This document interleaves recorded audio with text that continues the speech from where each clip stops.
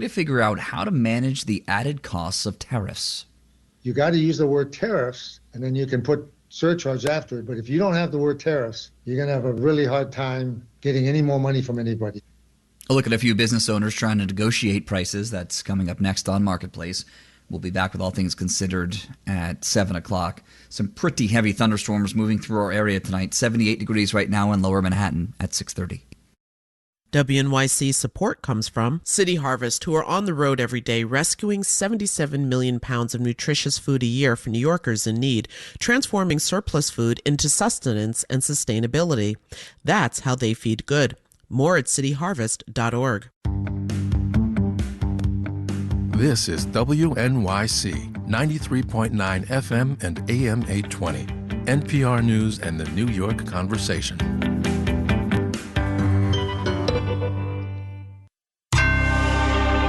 Marketplace is supported by Dana-Farber Cancer Institute, working to treat previously untreatable cancers through protein degradation, which can target cancer-causing proteins and destroy them. danafarber.org/everywhere.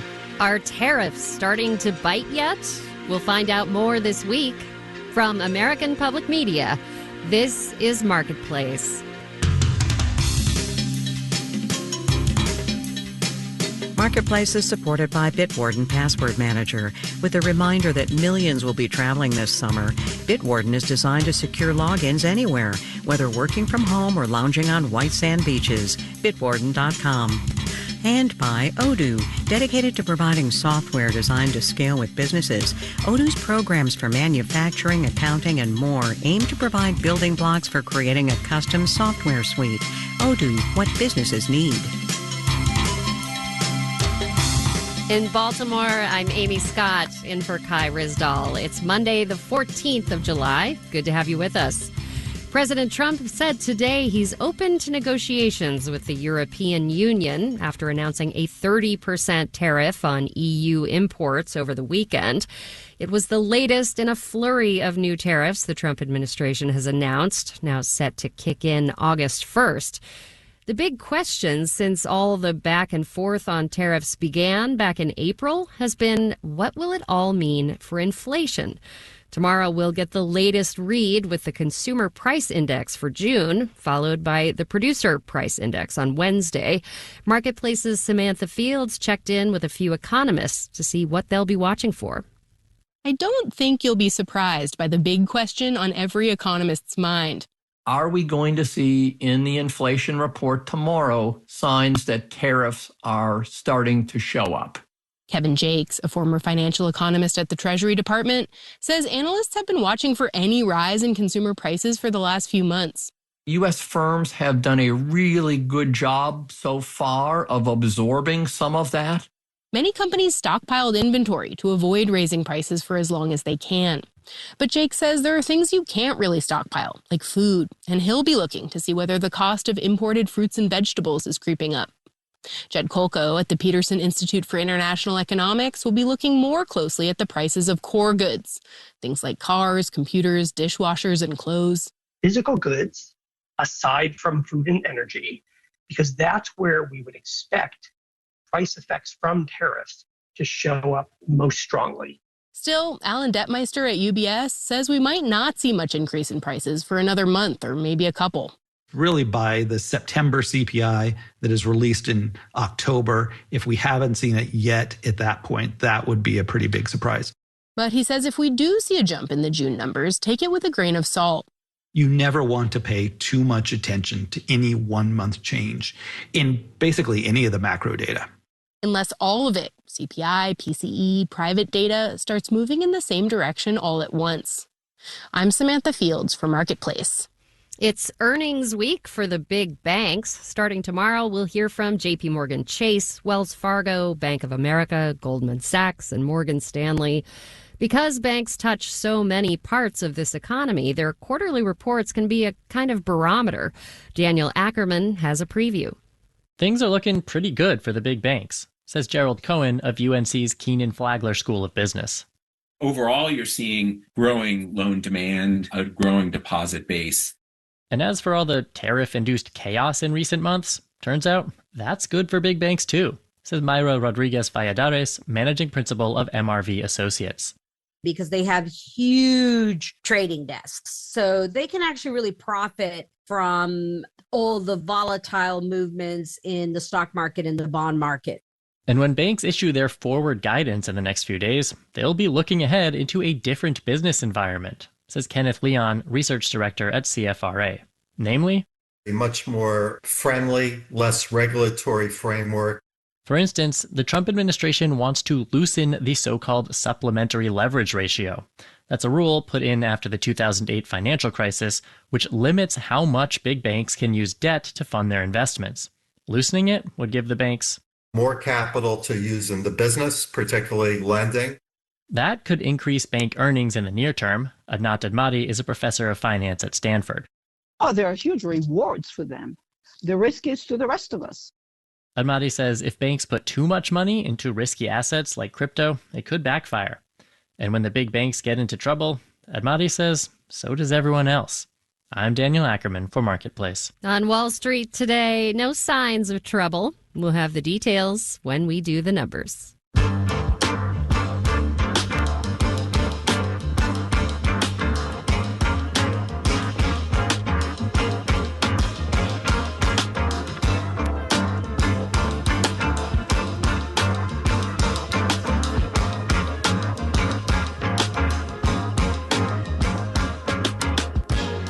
Ever since the president's so-called Liberation Day in early April, businesses all over the country have been trying to figure out how to deal with the added cost of the Trump administration's tariffs. Some of them are simply passing the import tax onto their customers in the form of higher prices. Others are absorbing the cost themselves, and a lot of them are mixing both approaches. Wherever a business lands involves some haggling along every step of the supply chain. Marketplace's Justin Ho reports. A few weeks ago, Ken Giddin went to a trade show to order some suits to sell in spring of 2026 at the men's clothing stores he runs in New York called Rothman's. When he was there, he met with an importer that's supplying some of Giddin's merchandise for this fall from Italy. And the guy said, oh, by the way, the fall stuff is 5% more. Giddin says he booked these suits months ago and already agreed on a price. So the debate is, do we stick to an agreed upon price that we agreed upon 6 months ago, or do we consent to the higher prices that were added on because of the tariffs?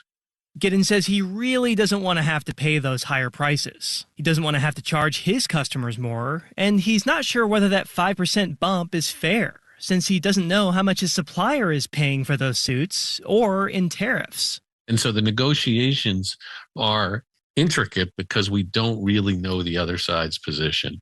And that makes it complicated and sometimes contentious. And if Giddin can't bargain down that tariff charge? We might walk away. And hopefully it won't be a permanent end, but, it'll be a season we'll take off with these guys. It's not easy being on either side of these negotiations. I think I had a solid week where it was every client that I dealt with was very upset. That's Catherine Reynolds. She handles imports for Palmetto Tile Distributors in Columbia, South Carolina. She says many of the suppliers of the tile she orders for her clients have been making her pay tariff surcharges, and she says she has no choice but to pass those along. We can't absorb the difference there. That's not sustainable. So we've got to maintain our margins as well because we know what it costs to run the business. Reynolds says she started baking the cost of tariffs into her base prices. And then they don't see that separate line item, and it doesn't feel like a slap in the face, so to speak, or like they're being nickeled and dimed. And she says so far that has gone over a lot better than hitting customers with a separate tariff charge. It's just for some reason, when they see that T word, it just kind of sets them off a little bit. Other businesses are taking the opposite approach and embracing tariffs in their negotiations with customers. You got to use the word tariffs, and then you can put surcharge after it. But if you don't have the word tariffs, you're going to have a really hard time getting any more money from anybody. That's Richard Leo, the owner and CEO of Norman Wright Mechanical Equipment Company, which sells HVAC equipment to contractors. Leo says his strategy is to be as transparent about tariffs as possible, because at this point, he says his customers should expect them. What we're saying is, hey, just turn on any TV station. You're seeing it. It's not something we're making up, the manufacturer's making up. It's real. But Leo's company is selective about passing along the cost of tariffs. It only does it when they're really steep, think 20 or 30%. Otherwise, he'll likely just eat the cost. And say, look, we're just going to take care of it, but moving forward, we're going to have to charge you for it. So it really depends on the relationship we have with the customer, how much they buy from us. And Leo says if it's a good customer, a dispute over tariffs just isn't worth it. I'm Justin Ho for Marketplace.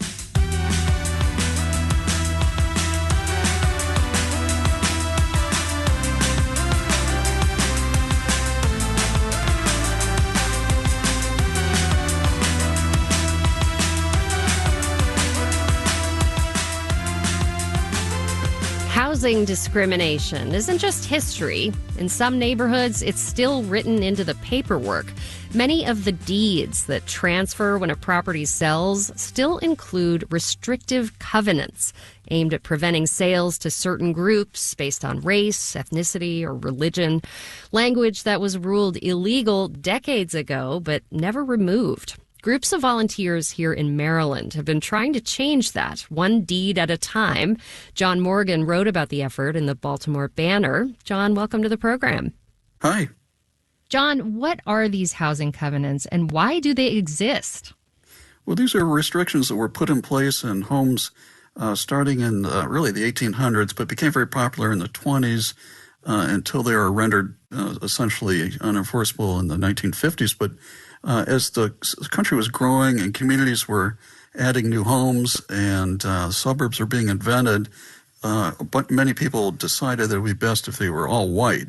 So there were a series of steps taken to ensure that, with the encouragement of the Board of Realtors, which was new then, a predecessor to the Board of Realtors.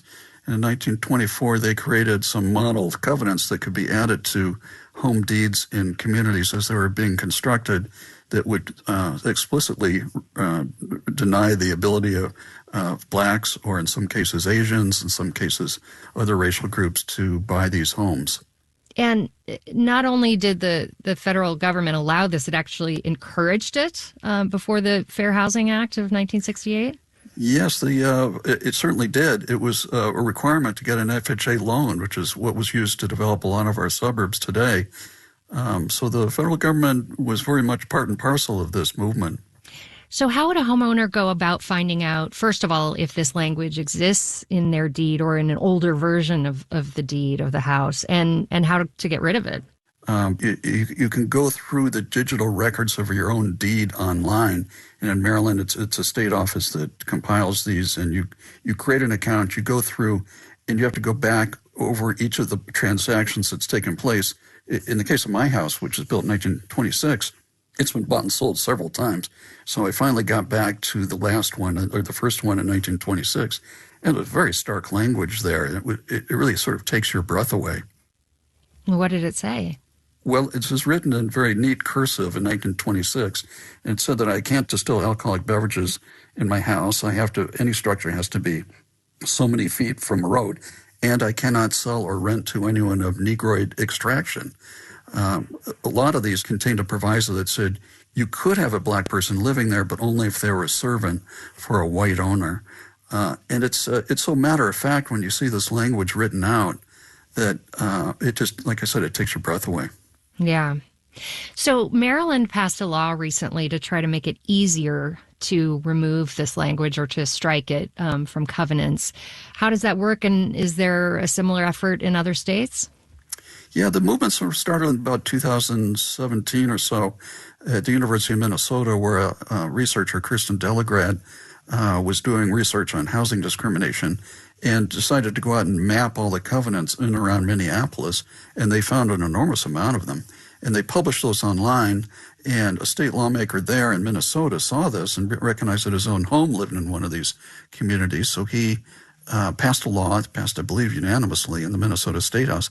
And since then, 22 states, including Maryland, have passed laws that make it easier to amend your deed, and it streamlines the process. So in Maryland, there's a form online that you can print out. You find your deed, you draw a line through the offensive language, and then you fill out this form and you send it into your county attorney's office, and then it gets filed with the recorder of deeds.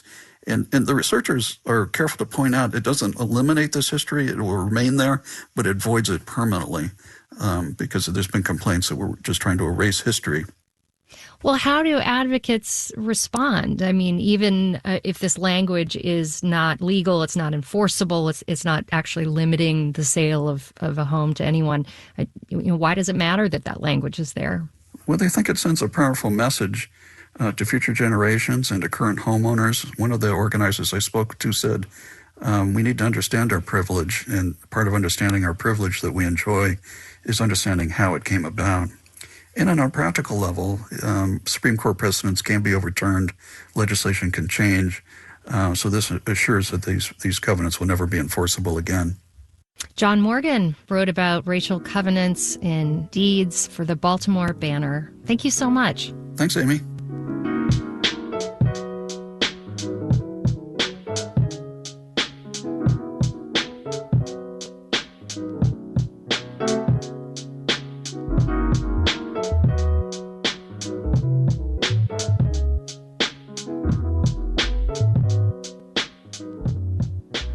Coming up, body's aching a little bit, but that's understandable, being 60.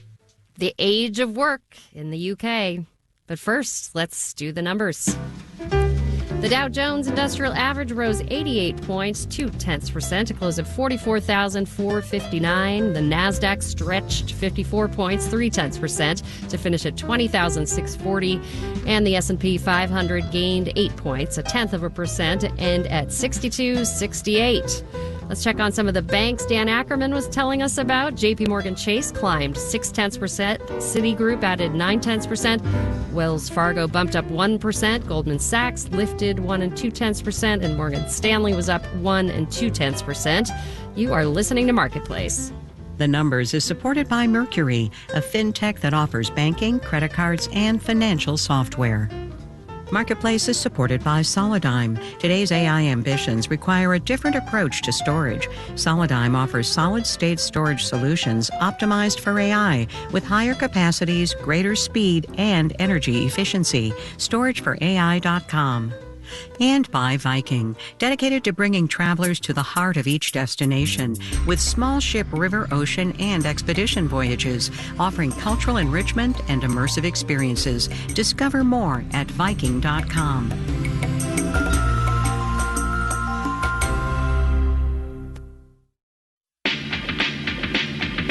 On the next All of It, James Beard award-winning writer Mark Kurlansky.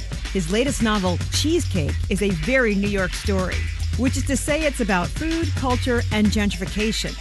It follows what happens after the owners of a Greek coffee shop on the Upper West Side decide to become upscale. Mark Kurlansky joins us to discuss. I'm Allison Stewart. Join me for All of It, weekdays at noon on WNYC. WNYC is a media partner of the Public Theater Shakespeare in the Park, presenting Twelfth Night, directed by Shaheem Ali, reopening the revitalized Delacorte Theater in Central Park beginning August 7th. Open to all. More at publictheater.org. You're listening to Marketplace on WNYC. In the 7 o'clock hour of All Things Considered, at least 9 people died, dozens injured, after a fire broke out last night at a Massachusetts assisted living and retirement facility. We'll get the latest from there and more at 7. Stay tuned. This is Marketplace. I'm Amy Scott. People have been worrying about U.S. debt basically ever since there was a U.S. Back in 1787, Thomas Jefferson even wrote, "The accumulation of debts is a most fearful evil." At the time, the national debt was around $40 million. Today, it's closing in on $40 trillion. And the GOP spending bill recently signed into law by President Donald Trump will add another $2.4 trillion in the next decade, according to the Congressional Budget Office. At the same time, the U.S. economy is bigger and more powerful than Jefferson could have imagined. So how worried should we be? Stacey Vanek Smith takes a look at what happens if we just ignore the debt and move on. The national debt. It has been the subject of scary headlines, congressional battles, dire economic predictions forever. But right now, the U.S. debt is at a record high, and the economy is looking pretty good. Unemployment is near record lows. Inflation is under control. So what's the problem? Part of the problem, it's been this kind of boy who cries wolf type thing. And then people just got tired of it. Kent Smetters is an economist at Wharton who has been crying wolf about the debt for years. And he wondered, what exactly happens if the U.S. just doesn't deal with its debt? He got a few economists and mathematicians together to build a computer model of the economy to play out scenarios. So this model is life cycle overlapping generations model. It's kind of the workhorse model in the field of public macroeconomics. To map out the entire U.S. economy across decades, though, they were going to need a bigger workhorse. This math problem was a big one, and the model computations are about 20,000 times bigger than our standard model. Big math energy, which needed big computing energy. So Smetters borrowed some from Amazon and NASA, and then he and his colleagues fed the entire U.S. economy, and all of its complicated glory, into the mega model. Their economic models crashed when trying to project out the economy over the long term. Jessica Riedel is an economist with the Manhattan Institute who studies the budget. We cannot even model out a functioning long-term economy under current debt projections. The crash itself, not super cinematic, says Smetters. No flashing red letters, no skull and crossbones, no lightning bolts, just a few words. Words that make a macroeconomist's blood run cold. Model not converging. Model not converging. The model's trying to find what's called this fixed point where everything just adds up. Everything's consistent, and it's not able to do that. In other words, if the debt keeps rising at its current rate and we just do not deal with it, even thousands of NASA and Amazon computers all working together cannot get the math to math. Really, it's a question of how far can we go before the bond market says, I just don't believe that you're going to pay us back. Bonds are like little loans, and the U.S. government sells billions of dollars worth of bonds every week. The interest rate it pays on those loans, super low, because people know the U.S. is good for the money. I will use The Simpsons to explain.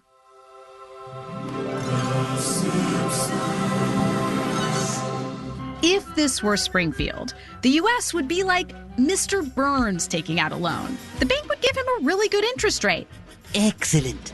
He's rich, he's got a great job, he's got a big house. The bank is not going to lose its money. Homer Simpson, on the other hand, maybe has some credit card debt, kind of modest income, some impulse control issues. Go nuts. The bank would probably charge him a much higher interest rate for the same loan. Don't! Economist Jessica Riedel says the U.S. might be entering its Homer Simpson era. The country's got so much debt, and it's outpaced what the economy earns. The debt is projected to go from 30 trillion to 200 trillion over the next 30 years. Yes, you heard that right. From 30 trillion to 200 trillion. That will cause interest rates to rise. Within a decade, interest is going to be 1/3 of all your taxes. And in a couple decades, interest could be 80% of your taxes. That is when the debt hits the fan. If most of the country's money is going to paying interest on the debt, it can't be invested into growing the economy or filling potholes or improving schools. It's just going to pay interest.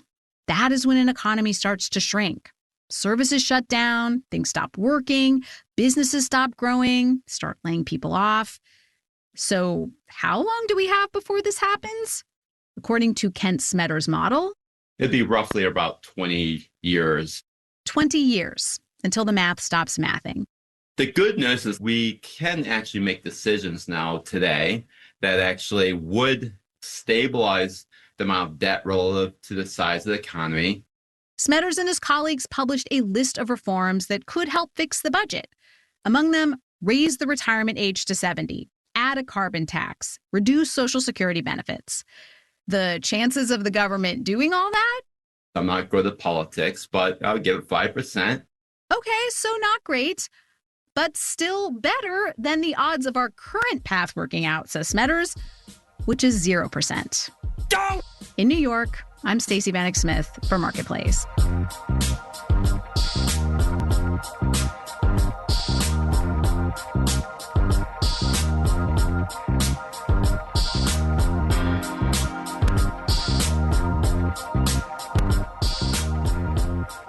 Kai is out of town, as you might have guessed. He and ADP chief economist Neela Richardson are in London, reporting the latest installments of our series, The Age of Work. The U.S. workforce, as we've been telling you, is getting older. Something like 4 million people are hitting retirement age every year now. That phrase, demographics is destiny, is a real thing. And it's going to have enormous economic implications in a lot of places. The team in London sent us this snapshot of a worker not quite ready to wind down. My name is Max Wallace, and I'm the director, founder, and principal instructor of Health Defence CIC. I'm a former professional boxer. Health Defence CIC was set up because I believed I could make the community healthy, mentally, physically, and spiritually through boxing and doing the boxing fitness. And it's not all about going forward with aggression, punching away. It's about movement. It's about thinking. It's to know when to react and when not to react.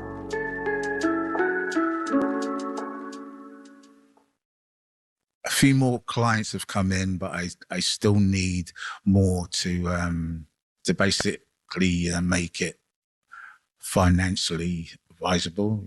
Is that the right word? I didn't set this up to be a millionaire or anything, but yeah, I do need my income to be better. I get by sort of try to save as much as I can, then I pay off certain things, then I save a bit more, then I pay off other things. I'm just about keeping my head above water. Hopefully it will become better. I'm speaking to a couple of people at the moment, people that can offer me grants on certain projects that I will be doing. Yeah, I'm following that lead at the moment.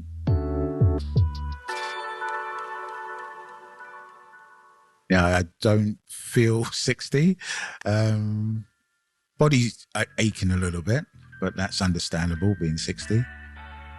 I've invested not only my life, my funds, my savings. I even cancelled a pension scheme. It means everything to me. Max Wallace, Health Defence CIC in London is his company. Kai and Neela are live from London tomorrow with lessons of the aging labor force there and how they might help us here.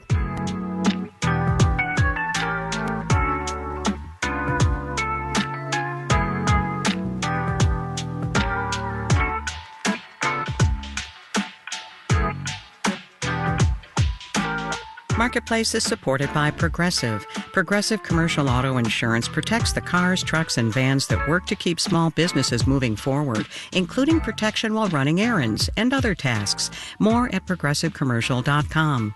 This final note on the way out today, the Port of Los Angeles reported its busiest June ever as importers rush to beat potential higher tariffs later this year.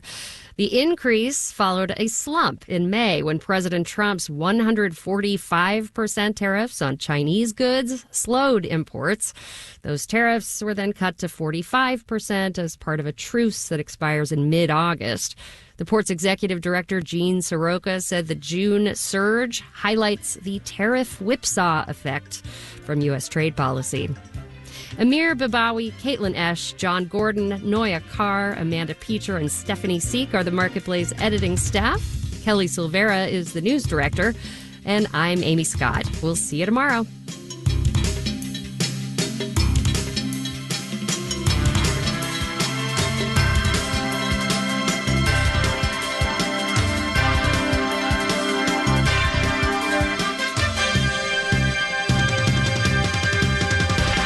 This is APM.